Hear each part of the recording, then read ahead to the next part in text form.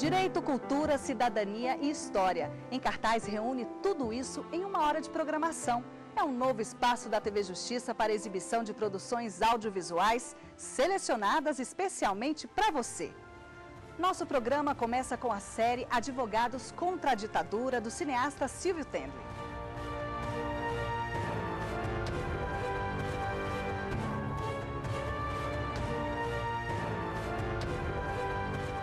O segundo episódio é Advogados Entram em Cena. Este documentário mostra como eles se envolveram na luta pelo direito dos presos políticos. Antes disso, a gente mostra aqui no Em Cartaz um depoimento especial do jurista Dalmo Dallari sobre a série. Confira. Este levantamento de dados é extremamente importante sob dois aspectos. Um deles é para o registro da história, para que se saiba exatamente o que aconteceu. Porque é importante saber qual é a verdade. Quer dizer, ainda há uma literatura que fala na salvação do Brasil, que impediu a implantação do comunismo. Tudo é absolutamente mentiroso, era falso. Foi um movimento para impedir o crescimento dos sindicatos, a implantação dos direitos sociais e que foi liderado e financiado por grandes empresários.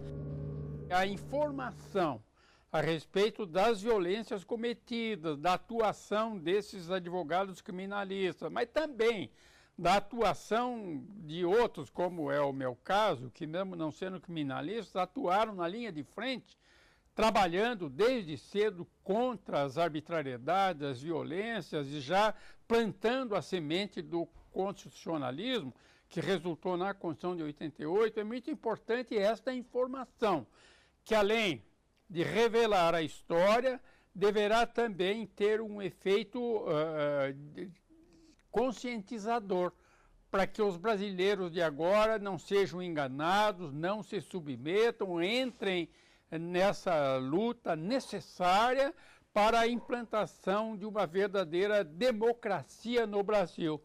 Um sistema que possa ser chamado de democrático, que não seja a mera farsa, que os direitos fundamentais, direitos que são internacionalmente reconhecidos, inclusive em tratados aos quais o Brasil aderiu, direitos que na Constituição de 88 nós conseguimos colocar na Constituição, que esses direitos sejam respeitados e, mais do que isso, que sejam efetivados.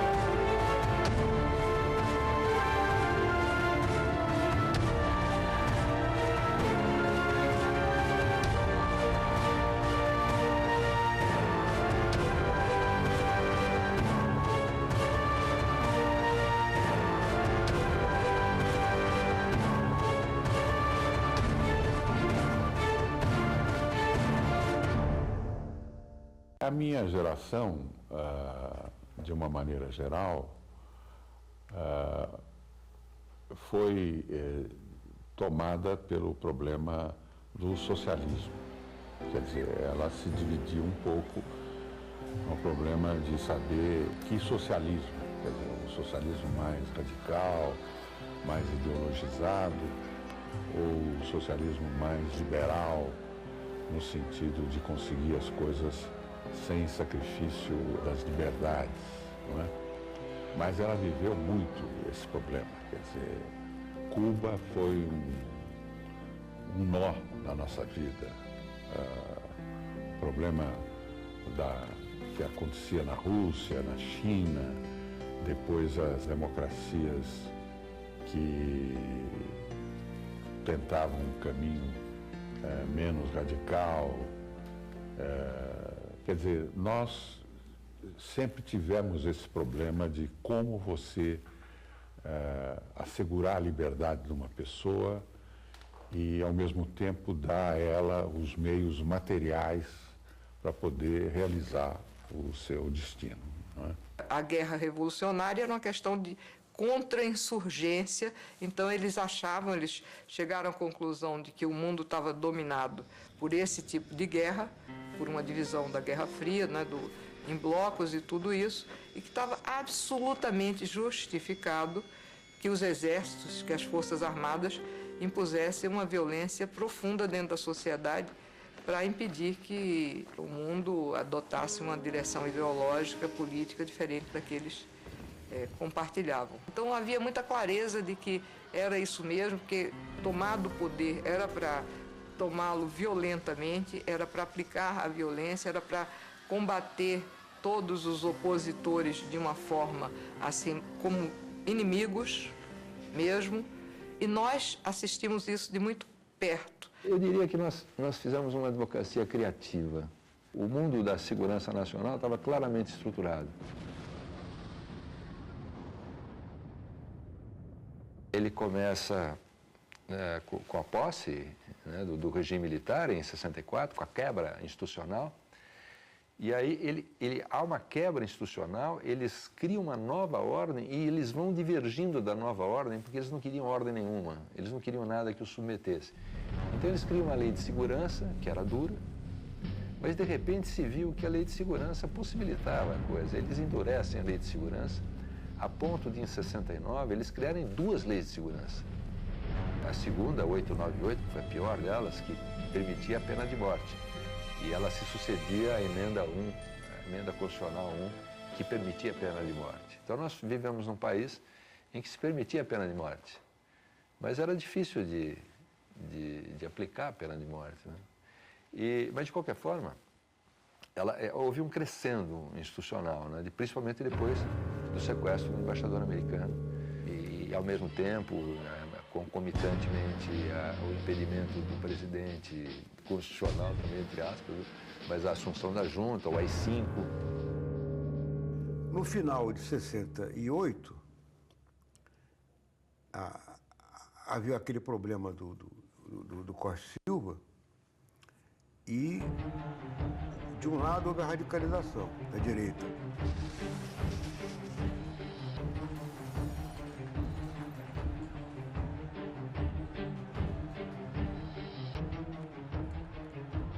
De outro lado, começa a luta armada.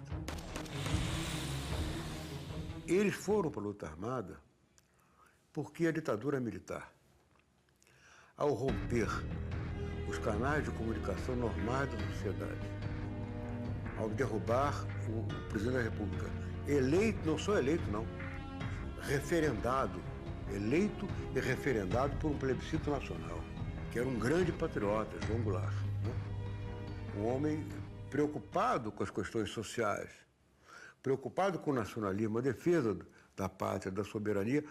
Ao fechar os canais de comunicação, os companheiros que foram para a luta armada, uma tática equivocada. Entretanto, a responsabilidade política e moral é da ditadura militar, não é deles, que se martirizaram numa luta onde o inimigo era mais forte. Eu me lembro de uma conversa com Marighella. Eu disse, mas vem cá, Marighella, você vai lutar onde o adversário é... Não tem como. É onde o adversário é forte. E ele só é forte nas armas, porque na palavra não é, né? Na história não é, na tradição não é. Alguns podiam achar até que o uso que uma rebelião armada, que a força das organizações, a imposição de força, a contestação armada poderia ser perigosa, inclusive do ponto de vista de gerar, inclusive por parte das Forças Armadas, mais violência e gerar também mais dificuldade de se retornar a um regime democrático. Mas nós tínhamos a compreensão que aquilo estava dentro do quadro, inclusive, de uma legitimidade, sim, que era legítima aquela oposição armada. Eu acho que a maior parte de nós, advogados, nós entendíamos que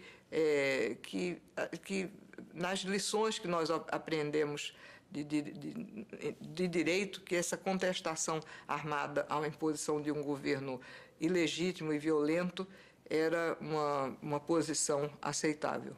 E a militância nessa auditoria militar se dava não só sobre o aspecto do que podemos fazer em termos jurídicos para o preso político.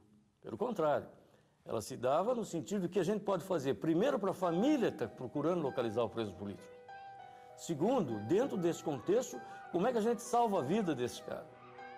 Ele está preso, ninguém sabe onde. Ou está preso, você sabe no doicode, sai de lá vivo ou não. E terceiro, até onde a gente se expõe como advogado e transcende os limites da simples advocacia. Os advogados que foram para essa advocacia pagavam um preço de ter uma limitação profissional evidente, não é?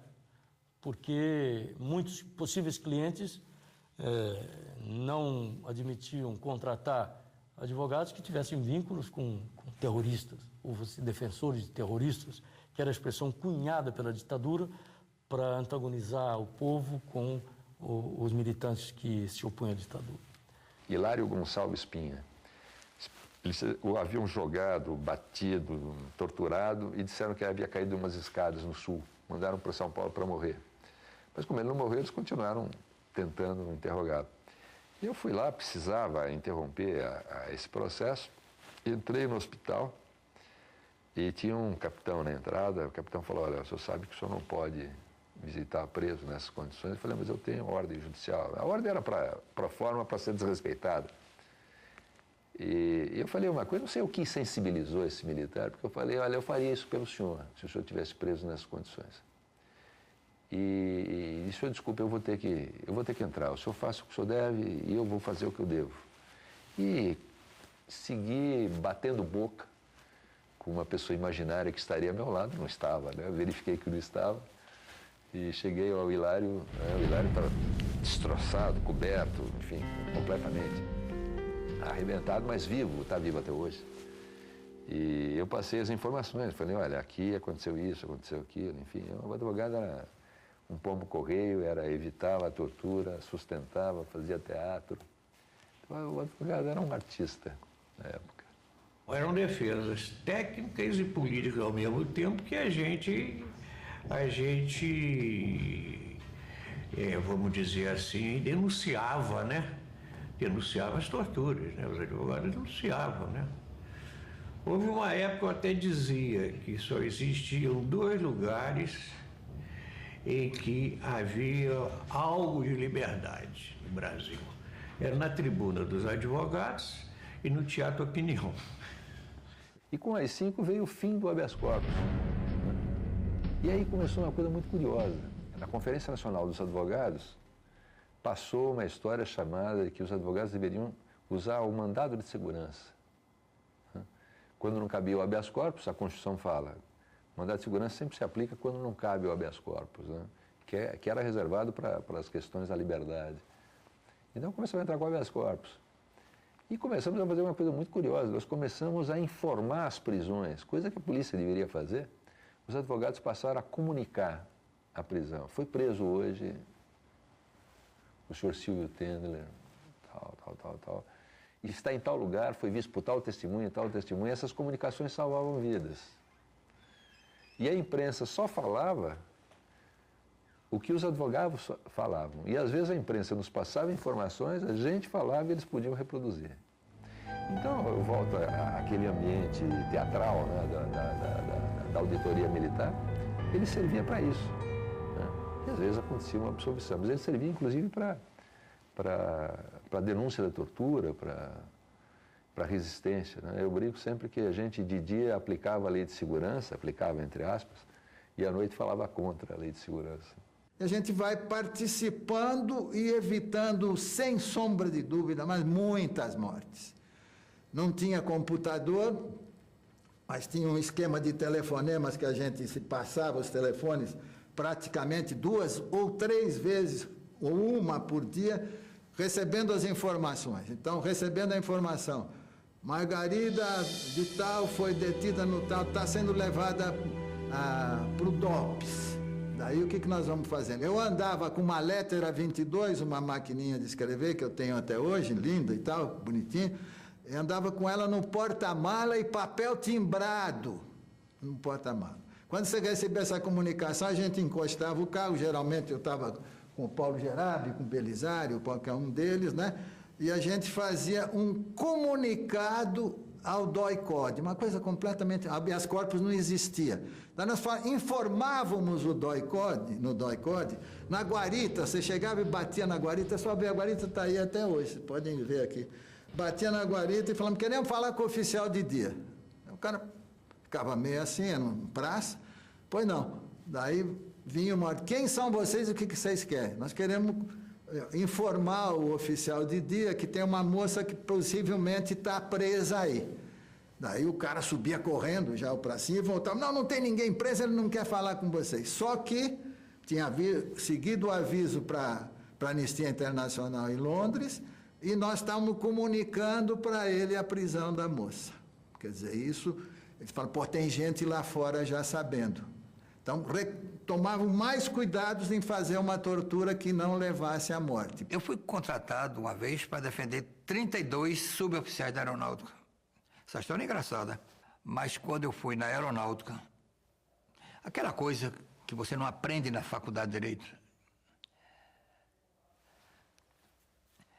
falar com esses 32 suboficiais, praça, etc., cheguei 3 horas da tarde lá.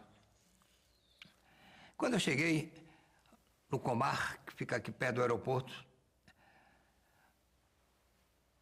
o oficial dia foi me levar para o comandante do Comar Centro, não sei o quê, da aeronáutica, companheiro. Aí me atendeu um coronel da aeronáutica. Me atendeu muito bem. Junto dele tinha um major Cunha. Aí eu disse, coronel, eu sou o doutor Boris Cidade, eu quero falar coisa. Tá, ele disse, o senhor não vai falar... Eu estou usando o léxico de memória, né?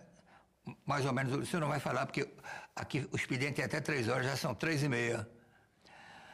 Aí eu disse, mas, coronel, para o advogado, não há horário para eu falar. Eu posso falar a qualquer hora. E mas não vai falar não, porque o senhor não tem a prova que é advogado. Cadê a prova? Cadê a procuração? Aí eu disse, coronel, a procuração está no processo. A gente não anda com a procuração no bolso. A procuração fica no processo. Aí disse, mas o senhor não vai falar. O senhor é advogado, cadê sua carteira? Aí, vou buscar, estava no carro. Na entrada, fui lá, trouxe, ficou lá. Quando eu voltei, mas o senhor não vai falar porque só fala com ordem do auditor, que era João Melazedo, o nome do auditor, um cara muito bom. Estou terminando. Aí eu puxei da bolsa uma petição. Como eu sabia dessas coisas, eu tinha uma petição do doutor João, como requer. Doutor, vem, né, na qualidade do advogado fulano, provavelmente requerer a Vossa Excelência autorização para, já que está presa à disposição de Vossa Excelência, falar. Eu disse, olha aqui, aí eu puxei a bolsa, aí já começou a se arretar, sabe? Aí disse, mas o senhor não vai falar, doutor, porque esse documento não tem a firma reconhecida do auditor. Esse é o coronel. Aí o major começou a querer rir. Aí eu disse, coronel, não se reconhece firma de petições na justiça? Mas essa petição pode ser falsa assinatura, mas acontece, coronel, que essa petição eu estou dirigindo ao senhor, o senhor vai ficar com ela. Se for falsa assinatura do auditor, o senhor me processa. Ele olhou e disse, olha, quer saber de uma coisa? O senhor não vai falar com ele porque eu não quero. Aí eu disse, bom, diante disso, senhor me desculpe, eu não tenho nenhum argumento. Até logo, passe bem. Quando eu estava no portão saindo, o soldado do coronel mandou o senhor entrar para falar com as presas. Porque isso é um argumento imbatível, né? Não fala porque eu não quero. Eu digo, então, aí eu não posso fazer nada. Mas uma das coisas que molestava a gente era essa coisa de os obstáculos para falar com o cliente, que é a coisa mais sagrada numa democracia. A coisa mais séria é vocês, que não são advogados. A coisa mais importante para um preso político é falar com o seu advogado. É como o doente, rapaz, que está doente com dor no rabo, todo canto, não sabe o que é. Quer ver o médico. Esse direito do cliente, do preso, falar com o seu advogado, era obstruído sistematicamente, sem motivo. Aí era uma advocacia intensa, né? Intensa, né? A gente saía de manhã de casa, ia para a auditoria da Marinha, ia depois lá para o STM, né? Que se fazia habeas corpus, né? Então, nós, advogados aqui do Rio, fazíamos o que hoje se chama de praticar o direito alternativo. Era proibido habeas corpus para crimes contra a segurança nacional. Então, a gente sabia que a pessoa estava presa, a gente entrava com habeas corpus e alegava, se porventura, a prisão foi razão de crime, acusação de crime contra a segurança nacional, nesse caso, seja a petição aceita como representação para quebrar a incomunicabilidade. Quebrada a incomunicabilidade, lógico que parava a tortura, né? Eu fiz um habeas corpus ao Tribunal Militar, que era no Rio, comunicando um habeas corpus sem chamar de habeas corpus. Senhor presidente, ontem, às tantas horas, assim, a pessoa foi presa, descrevendo a violência, isso trata-se de um abuso de autoridade, uma prisão ilegal, sem ordem, etc. E apontava como autoridade coatora, por exemplo, o Primeiro Exército. E eu fui dar entrada à funcionária do protocolo, a dona Eunice, era uma senhora que gostava muito, eu ia muito ali e tal. E ela olhou-se, o que é isso? Esse é um habeas corpus. Eu falei, não, é um habeas corpus aqui, habeas corpus, não tem mais habeas corpus. Eu falei, mas está escrito habeas corpus? Não está escrito que é habeas corpus. Então não é habeas corpus, não está escrito, não é habeas corpus. Mas como é que eu vou dar entrada nisso? Eu tenho que, aqui tem uma regra, né? Para um burocrata, aqui eu tenho que dar um número, e o número é correspondente ao que for, que é essa peça. Eu falei, bom, mas é uma petição. A petição é uma petição. A senhora coloca, petição. Ah, é? Ela é petição 01 de 68, 69, enfim. E o negócio entrou como petição, né? É um habeas corpus, mas não está escrito. Aí, vai para o presidente do tribunal, o presidente recebe, não é? Um general, na época, não lembro quem era, mas um general de exército, ou um almirante de esquadra, ou um tenente brigadeiro, porque eram as 3 patentes que presidiam o tribunal, recebe aquele negócio. Vai fazer o quê? Não está escrito que é habeas corpus. Pede informações. Então, oficia sobre o exército indagando sobre esse fato que está relatado pelo advogado. Aí o primeiro exército respondia, dizendo, está preso aqui sim, é um perigoso subversivo, é um comunista descarado e tal, que praticou crimes contra a segurança nacional e não cabe habeas corpus, porque o habeas corpus está suspenso na forma da senhora. Pronto, acabou. Está salva a vida do preso. Eram 3 garotas, todas muito lindas, muito charmosas, e atuavam na luta humanista de esquerda, né? E por isso elas também, com centenas ou milhares de outros jovens, foram também sequestradas, torturadas. Só para resumir a tortura. Uma delas me contou que uma das moças torturadas, eles ameaçaram, pegaram um biquinho do seio com uma tesoura e ia cortar. Acho que foi a Marta que me contou isso. Só para comer. Isso era o mínimo para eles. Elas eram acusadas de militantes de esquerda, tentando ajudar a restabelecer a democracia no Brasil. Eu era da AP, né? Eu era simpatizante, eu não era nem militante, mas fazia aquelas coisas que todo mundo fazia, panfletagem em porta de fábrica, aquelas... Por enquanto era só isso, e fazia parte do que a gente chamava de movimento da classe teatral. E fomos levados primeiro ali para o porto, o negócio da Marinha ali no porto, onde passamos muitas horas, e depois dentro de uma dessas embarcações que abre assim na frente, fomos levados para a Ilha das Flores. O centro mais forte de tortura foi passando de lugar. Quer dizer, primeiro aqui no Rio, primeiro foi lá na Ilha das Flores. Passou para a Pedra Barão de Mesquita, o centro da tortura mesmo. Mas na época, quando eu fui presa em setembro. E nós dizemos, quer dizer, que se a gente tivesse sido preso em novembro, depois do assassinato da Marighella, muitos de nós que fomos presos em setembro não estaríamos aqui, né? Porque depois do assassinato da Marighella, aí a tortura ainda virou uma coisa muito pior. Né? Elas estavam presas em Bangu. Elas estavam em Bangu, no setor feminino de Bangu. E eu consegui o habeas corpus, fiquei lá de tarde até mais ou menos meia-noite com o alvará na mão, com o alvará de soltura. A mãe dela, 2 das 3 mães foram lá, uma não pôde.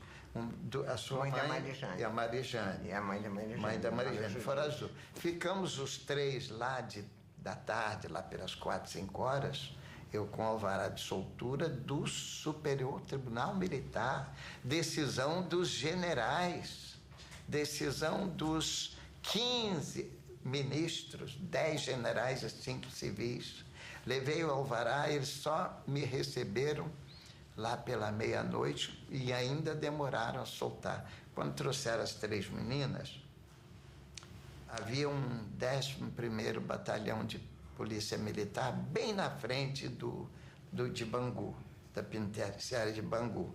Pois eu que estava lá, eles nos obrigaram a sair da porta da penitenciária e ir lá a 100, 100 e tantos metros de distância e na frente do batalhão queria nos controlar.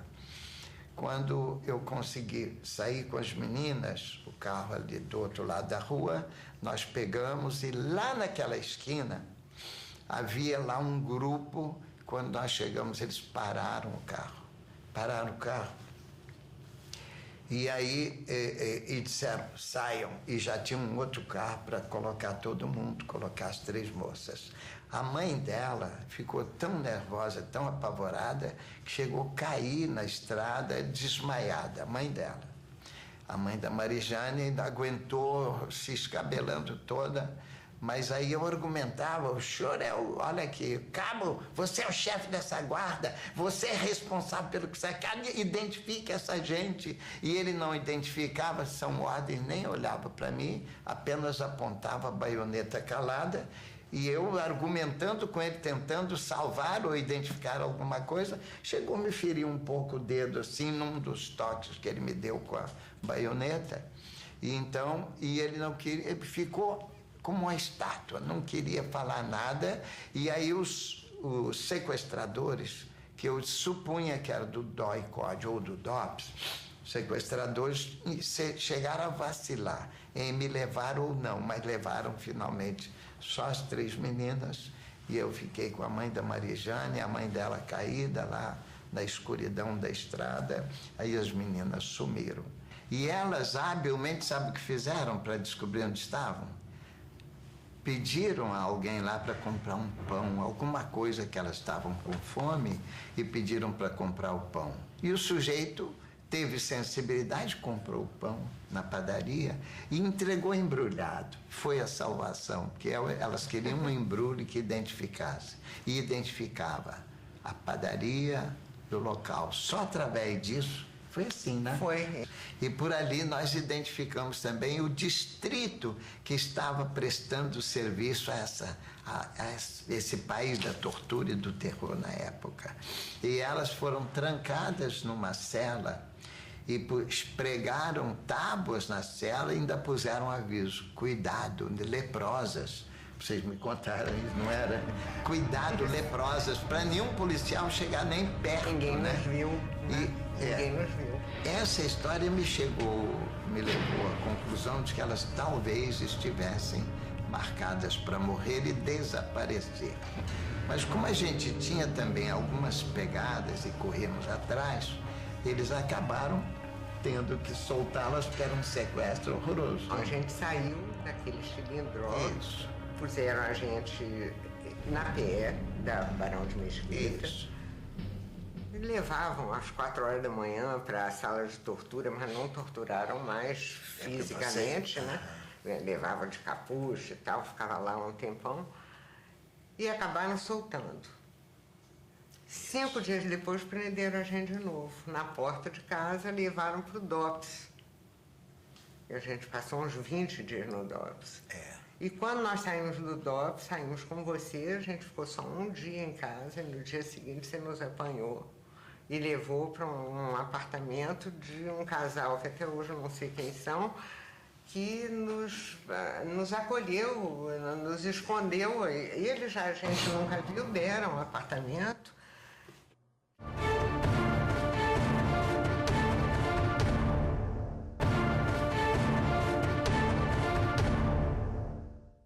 Que eu me lembro agora, que você chora e ri ao mesmo tempo. Eu falava agora há pouco, antes desse depoimento, de uma figura extraordinária que era o Ivo Carneiro Valença, do Partidão.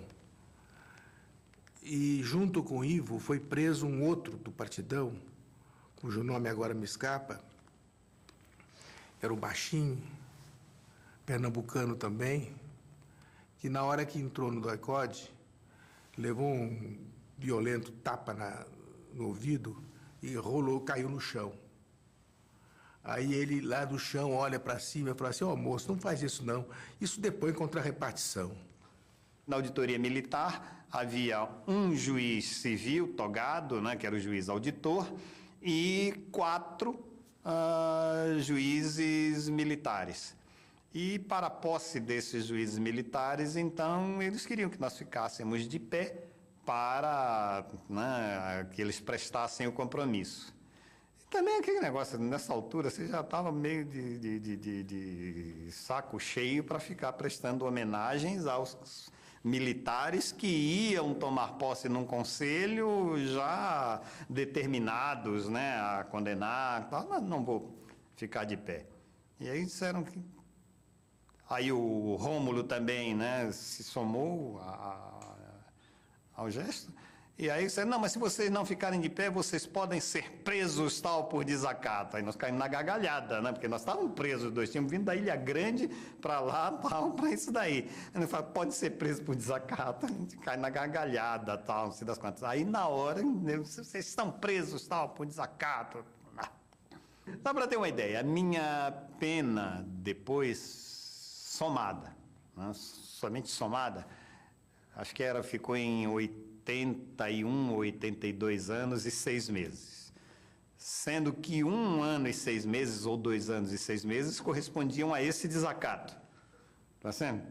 Então, veja se era caso tal de ficar, naquele momento, preocupado tal, com isso aí. Né?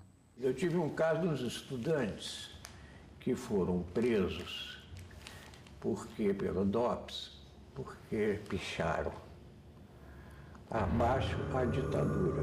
Quando acabaram de pichar a ditadura, foram presos. Aí o promotor, baixa a ditadura,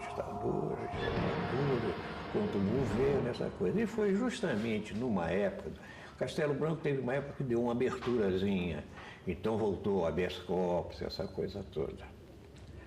Aí eu fui fazer a defesa e disse assim, que eu me admirava muito que o Ministério Público, um promotor, usasse a tribuna de acusação para não acusar a réu, não. Acusar o governo, pô. Porque não acabou de escrever a frase, abaixo a ditadura, que ditadura? Tem tanto ditador aí. Aí comecei a citar, ditadura tal. Agora, aqui nós não temos ditadura. Aqui nós temos eleição indireta, como nos Estados Unidos. Tem habeas corpus, tem isso, tem aquilo, a imprensa está livre. Teve um períodozinho que parou a censura no tempo do Castelo Branco. Agora, um julgamento para mim é muito fácil. Se os senhores acham que nós estamos sob uma ditadura, os senhores votem com o promotor. Condene todo mundo. Agora, se o senhor acha que nós não estamos numa ditadura, estamos num governo legal, como eu penso, o caminho é só absolver. E aquilo criou um impasse para eles, né? Absolveram. Naquele momento, então, você tem um promotor dizendo que abaixo a ditadura só pode ser a ditadura do Castelo Branco. Pô. Não tem nome nenhum, não deixaram de acabar a frase. Fui depor, nós éramos vários a depor, e eu tinha combinado com a minha família dela convidar o representante, o cônsul da Suíça no Rio de Janeiro, né, para assistir ao meu depoimento. E a ideia, o que era? Eu sabia que a pressão era muito forte para você não permitir que você falasse, os juízes interrompiam, caçavam sua palavra, enfim, tiravam da sala, enfim, todo tipo de coisa. Eu queria um constrangimento para eles. Aí eu sou filho de suíço, né? Meu pai era suíço, aí meus pais chamaram, convidaram, o cônsul foi. E aí ele me encontrou lá, ele veio falar comigo e disse assim, bom, mas você acha que eu devo me apresentar ao juiz? Eu digo, claro, vai lá e se apresente ao juiz. Se apresentou ao juiz, o juiz ficou sem saber o que fazer, suspendeu, não abriu, a sessão já vinha outros depoimentos antes do meu, né? Ele suspendeu, reuniu à parte, entende lá, os militares, que era um juiz civil e 4 militares, né? E sem saber o que fazer, ficaram meia hora lá, depois voltaram e o cara fez um discurso sobre a democracia suíça, que era uma piada, né? Ele, tipo, a justiça na Suíça, a democracia, não sei o que e tal, eu sem entender nada daquele negócio. E quando me deu a palavra, eu falei praticamente sem restrição, o cara estava constrangido pela presença do... Tanto que eu fiz um depoimento que durou quase 3 horas. Ele saí falando. Enquanto eu fiz denúncia política, o cara foi engolindo. Ele tentava me travar, mas foi deixando. Aí, no final, ele fazia a denúncia da tortura. Aí o cara explodiu, né? O juiz não aguentou, ele cortou o papo, e começou, não me interrompeu, quando eu falei, gritando quem eram os torturadores, não sei o que e tal, aí ele berrou, você está preso, Aí eu disse, estou há 8 meses sem julgamento, Aí o cara disse, não, você está preso de novo. Aí que eu comecei a achar graça. Assim, como é que é preso de novo? Você fica dentro de 2 celas, entendeu? Que processo é esse? Você tira esse cara daqui, Aí vieram os soldadinhos, essa era a auditoria da aeronáutica. Levaram para uma sala ao lado. E acabou sendo uma coisa positiva esse jogo, porque os caras foram me interrogar na hora mesmo para abrir o novo processo. Aí o cara perguntou se você quer colocar alguma testemunha. Eu digo que era o cônsul da Suíça e o representante da UPI, United Press International, que estava lá também. Esses não são minhas testemunhas. O juiz não podia fazer o interrogatório, então quem fazia o interrogatório era o coronel lá da aeronáutica, que ele entrava e saía da sala para perguntar para o juiz o que ele fazia. Aí ele veio me perguntar e chegou assim, mas... Cara, você desacatou o juiz, né? Eu cheguei assim, não, coronel, eu não desacatei nada. Eu estava dizendo que eu estou no meu direito. Ele fez uma pergunta. Tem mais alguma coisa a declarar? Tenho. Eu estava declarando e ele me pediu de falar. E o coronel estava perdido, ele não sabia o que fazer naquela história. Sei que no final ele virou e disse assim, você entende aí com um escrivão, escreve o que você quiser. Doutor Susequilho, só para você pegar a diversidade desse grupo de advogados, quando você bota o doutor... Aí você não entende mesmo, porque o doutor Susequilho era um advogado de ofício. Era um funcionário público. Ele era advogado da auditoria de Marinha e era um dos advogados mais combativos, sabe, a favor dos presos políticos. Mas ele era um homem muito irônico, né? Muito inteligente e tal. E eu nunca me esqueço disso. Foi uma audiência, o Técio estava lá também. Se eu não me engano, era dia 13 de dezembro, uma coisa desse tipo. E estava lá a bancada, né, de juízes, né, e o juiz Togado, né, os juízes militares. E o doutor Susequilho levanta o braço e pede uma moção de louvor. Aí abre-se a palavra para o doutor. Então ele faz um discurso sobre a importância do habeas corpus, que era o Dia Internacional do Habeas Corpus, sabe, que o mundo inteiro festejava, que sabe os direitos da democracia e tal, esse negócio todo. Falou uns 15 minutos sobre habeas corpus e pediu que o tribunal votasse uma moção de louvor ao Dia Internacional do Habeas Corpus. E o tribunal votou por unanimidade. E aí, pô, acabou, então porrada neles agora. O meu advogado era o Virgílio Lopes Enei, doutor Virgílio. Eu havia sido enquadrado, condenado, estava nesse processo da captura do embaixador americano. Acontece uma série de imprevistos, de arbitrariedades, né? Uma série de arbitrariedades com o julgamento em si, com as audiências em si.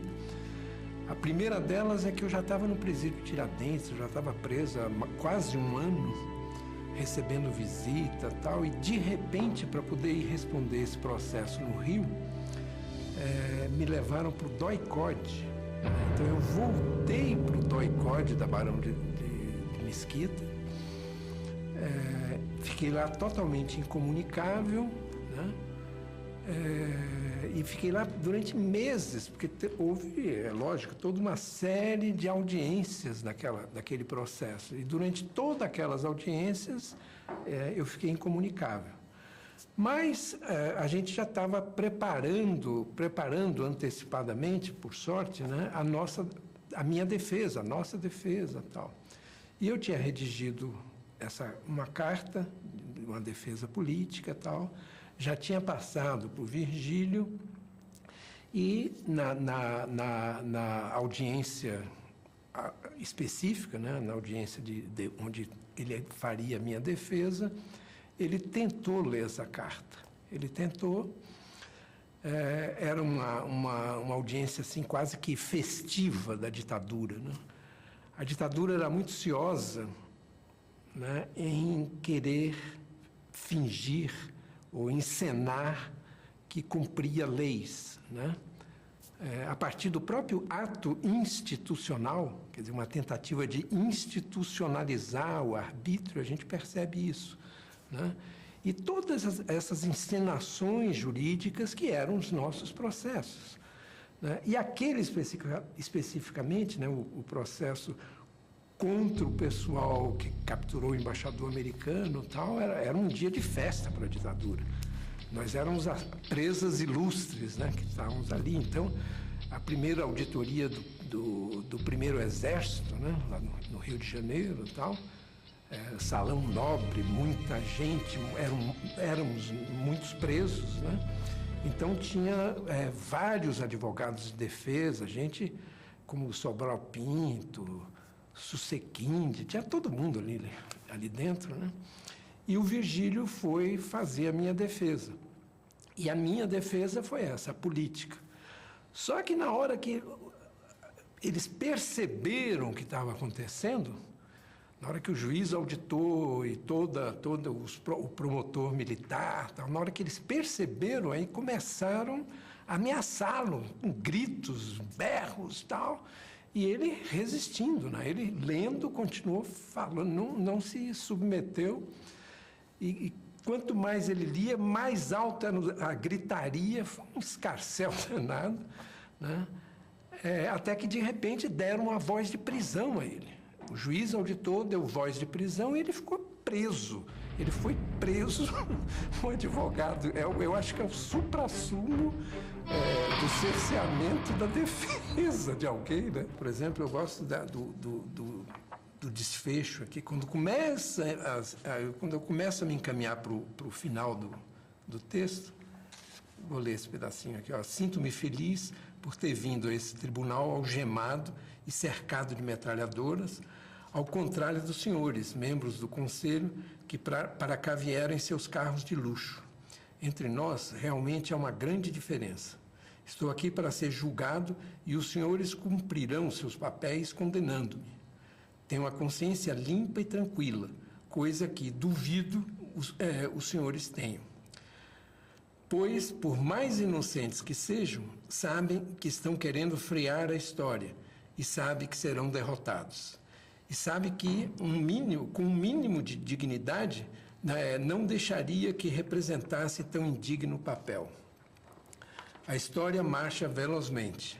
A situação se inverterá. Nesse dia, provavelmente, todos nós estaremos mortos, mas os senhores, por terem aceito a farsa, o jogo sujo dos poderosos, o teatro que é esse tribunal, terão a condenação merecida. E esta será bem mais dura e severa do que aquela que me aplicarão hoje. Será a condenação da história e não a de uma ditadura militar. Aí vai, tem um parágrafo final, eu assino, isso é interessante até, eu assino Essa defesa foi lida, esse julgamento estava acontecendo em agosto de 1970. E eu era da LN, mas eu assino aqui como combatente Benê, que era o meu nome de guerra, né, do Exército de Libertação Nacional. Lúcia Murat, que é minha queridíssima amiga, eu defendi sei lá, 15 processos, né, de políticos, né? Ela tinha um ódio dela, era jurada de morte e tal. Ela tinha respondido aos processos, estava foragida na clandestinidade, na luta armada e tal. E aí foi presa.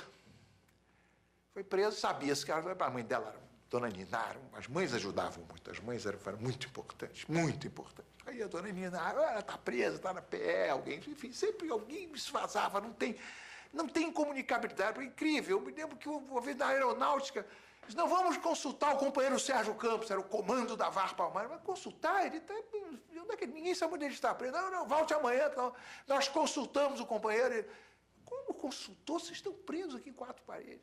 A comunicação era pelo ralo do banheiro, porque ele estava num quarto lá adiante, então pelo ralo do banheiro eles conversavam. Pô, é um fenômeno, né, essa coisa. Então, alguém... Você vai... está lá para a Polícia do Exército.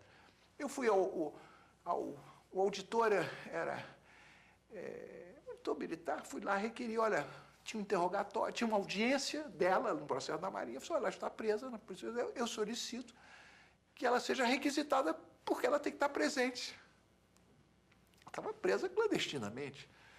Eu atribuo ao fato de que o ofício da Marinha para comparecer no arsenal de Marinha, no Ministério da Marinha, tenha sido interpretado como sendo um negócio do Serimar, uma coisa não de justiça. E mandaram a Lúcia, que saiu do pau de arara, tiraram do pau de arara, com a roupa assim de presa e tal, e entrou a escolta com o nome que é impresso no uniforme, com o esparadrapo, cobrindo o nome, para ninguém ver o nome do soldado, do militar. Né? E ela entrou na auditoria.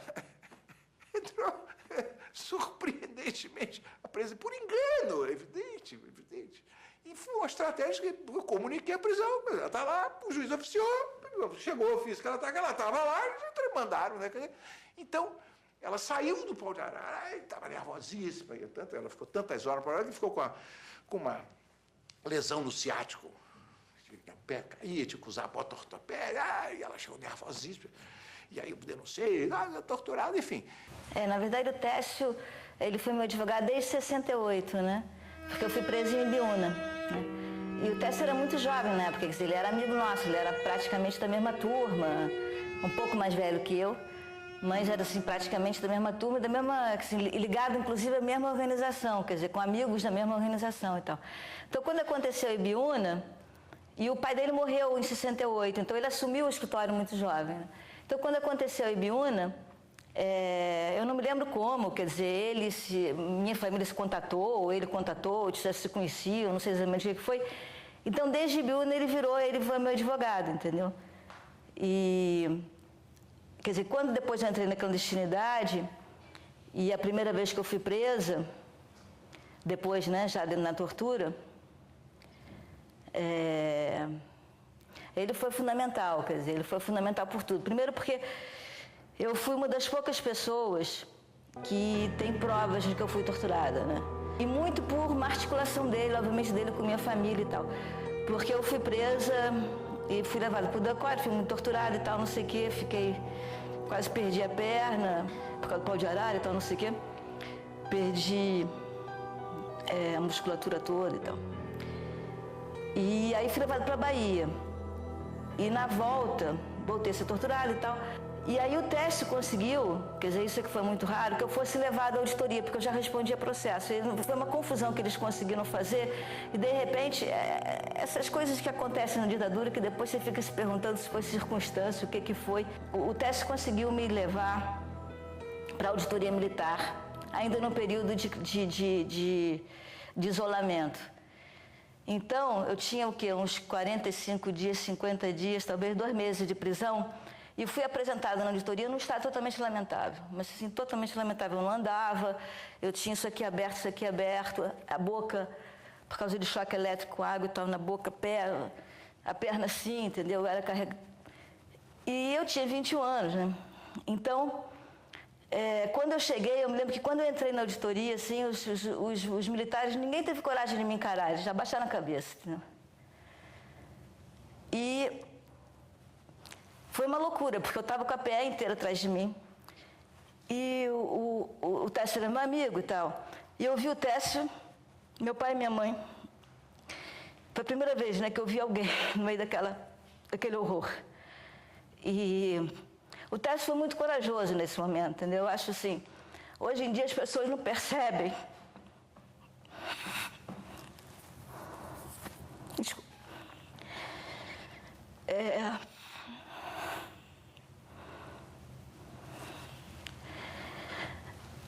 Hoje em dia as pessoas, que eu acho que não viveram a ditadura, não percebem o quanto pequenos atos eram fundamentais, né? Porque as pessoas tinham muito medo. Já no final da clandestinidade, as pessoas me olhavam na rua, às vezes saíam correndo. Então as pessoas que ficavam ao teu lado em pequenos atos, era uma coisa tão fundamental e tão importante para a gente, né? E tão corajosa, né? Porque eles se arriscavam muito, né? Então o Técio esse dia foi extremamente corajoso, né? Porque eu me lembro que eu cheguei, eu olhei para ele, estava inteiramente histérica, né? E eu falava assim, eu só quero saber onde é que se denuncia tortura aqui. Bom, eu estava com a PE inteira do lado. Obviamente, ele falava, calma, calma. Ele olhou e falou, pegou o negócio, olhou para mim. Tinha acabado de ter o último sequestro, então eu não poderia sair por sequestro, né? Então eu ficaria presa. Isso, mano. Eu fui das últimas a cair, praticamente não tinha mais perspectiva com a guerrilha e tal. E o Técio sabia disso. De repente ele olhou para mim, olhou nos meus olhos, que foi uma coisa muito de troca de olhares, né? E falou, Lúcia, aqui você vai dizer, você não fez, entendeu? Você sabe que você não fez. Então, quando perguntar o que você fez, você vai dizer aquilo que é verdade, que você não fez. Eu olhei para ele, ele olhou para mim, e foi aquela troca de olhares, e de repente eu mudei, porque até aquele momento a gente chegava nas auditorias e fazia discurso político, entendeu? Eu assaltei, eu sequestrei, eu fiz Viva a Revolução. E de repente caiu a ficha, sabe? Que aquele troca de olhares caiu a ficha. E o Técio me pegou e falou assim, eu vou te levar para o HCE, você vai para o HCE, você vai para o HCE. E eu me lembro que até o final da audiência, quando eu denunciei tortura nesse dia, né? Tá colocado o meu depoimento.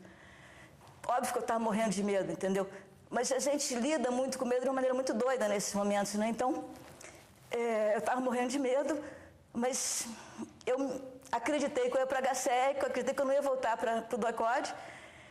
E falei, né? Bom, no final, o Técio chorava, né? Porque ele não conseguiu que eu fosse para a HCE e eu voltei para o DOI-CODE, né? Mas, de qualquer maneira, quer dizer, o fato de eu ter sido apresentada também era uma garantia para a minha vida. Eu vou ter sido torturada e tal. Eles me sacanearam muito por causa disso. Me fizeram fazer coisas muito lamentáveis do ponto de vista de dignidade humana e tal. Mas aquilo também foi uma maneira de preservar a minha vida, né? Porque a partir do momento que eu tinha sido apresentada, era muito difícil me matarem, né? Então... Não hei de pedir pedindo, senão protestando e argumentando, pois esta é a licença e liberdade que tem quem não pede favor, senão justiça. Padre Antônio Vieira.